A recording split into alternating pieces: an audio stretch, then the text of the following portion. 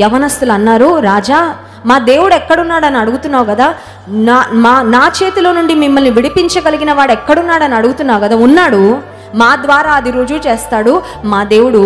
అది రుజువు చేయడానికి మేము రెడీగా ఉన్నాము. రెడీగా ఉండడం అంటే వీళ్ళకి చాలా పెద్ద గుండె కావాలండి. ఎందుకంటే అగ్నిగుండంలో వెళ్ళడం అంటే చిన్న స్టవ్ వెలిగించి వేలు పెట్టినట్టు కాదు. అగ్నిగుండంలోకి ఒక చెయ్యి వేలో లేకపోతే ఒక కాలో పెట్టడం కాదు.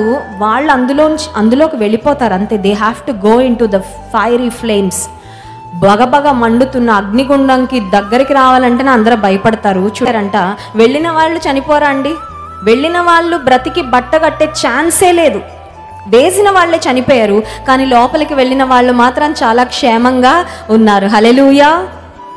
నిజానికి చెప్పాలంటే దేవుడు వీరి పక్షంగా ఉన్నాడని రాజుకొక్కడికే కనబడేటట్టు కాదు, బబులోను సామ్రాజ్యం అంతటికి కనబడేటట్లుగా రుజువు చేసుకున్నాడు. హల్లెలూయా.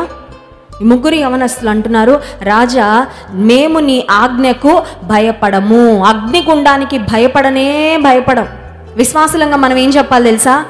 నేను వ్యాధికి భయపడను, హల్లెలూయా.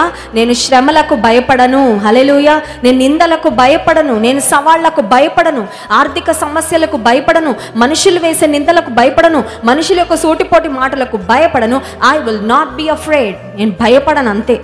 ఎందుకు భయపడనంటే కొండంత అండ మన దేవుడు మన వెనకాలే ఉన్నాడు, మన ముందు ఉన్నాడు, మన వెనకాల ఉన్నాడు, మన ప్రక్కన ఉన్నాడు, మన లోపల ఉన్నాడు. బైబిల్లో ఎన్ని వచనాలండి?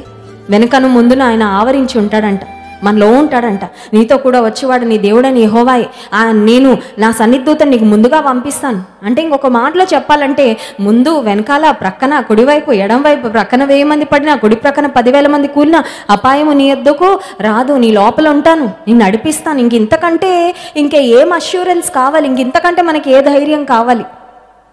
వీళ్ళన్నారు, మేము భయపడము, we will not be afraid. ఎందుకంటే మా దేవుడు మమ్మల్ని రక్షించడానికి